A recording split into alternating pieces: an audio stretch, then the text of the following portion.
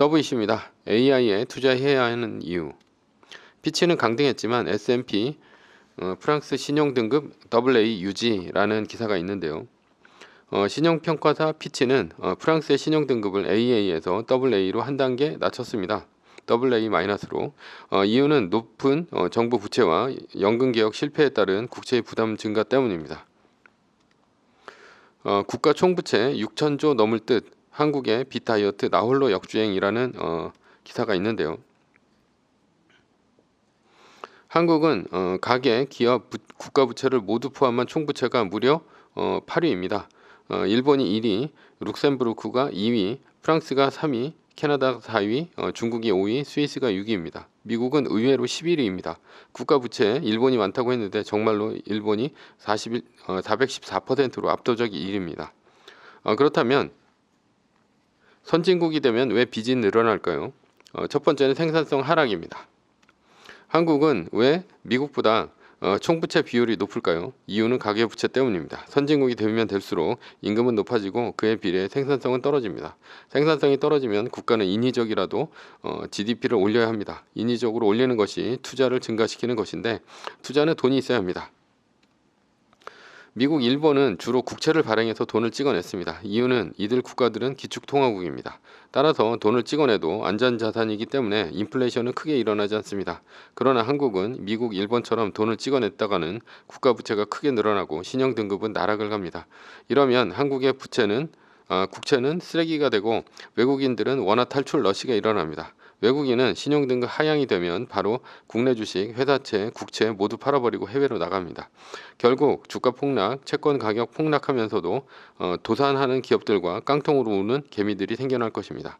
따라서 한국은 달러가 부족하게 되고 제2의 IMF를 맞게 됩니다. 그러니 한국은 국채를 발행해서 생산성을 올릴 수 없습니다.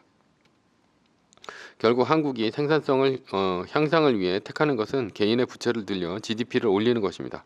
예를 들면 정부에서 가장 쉽게 할 수 있는 방법은 부동산 경기를 살려 개인의 빚을 증가시키는 것이죠. 다주택자 양도세 완화, DTI, LTV 비율 증가, 전세자금 대출 증가 등등 할 수 있는 방법들은 무지하게 많습니다. 현 정부뿐 아니라 지난 정부까지 이렇게 가계부채를 늘려 떨어진 생산성을 늘려왔습니다. 우리가 생각하는 것보다 가계부채는 미국을 압도할 만큼 어마어마한 것입니다. 그래서 고금리 등으로 프로젝트 파이낸싱이 한 곳이라도 터진다면 한국은 IMF나 일본의 잃어버린 30년이 올 수도 있습니다. 한국의 가계부채 문제는 그만큼 심각합니다. 두 번째는 저출산 고령화입니다. 프랑스, 한국뿐 아니라 대부분의 선진국들은 구조적으로 빚이 늘어나게 되어 있습니다. 왜냐하면 연금 부실로 인한 정부의 재정 부담 때문입니다. 의학의 발달로 오래 사는데 그에 비해 연금은 적게 걷고 많이 퍼줍니다. 적게 걷고 많이 퍼주는 이유는 연금 설계가 오래전에 되었기 때문입니다. 예전에는 60세면 죽었습니다. 그러나 최근에는 평균 수명이 거의 80세까지 늘었죠. 따라서 갭이 20년 이상 생겼습니다. 그러니 이 갭 때문에 연금이 고갈될 수밖에 없습니다.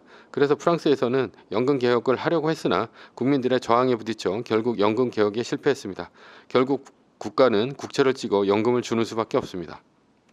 게다가 앞으로 포퓰리즘 성격을 띤 정치인들이 당선될 수밖에 없습니다.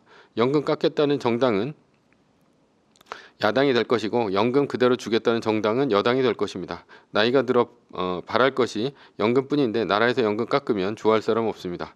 연금 개혁은 앞으로도 쉽지 않습니다.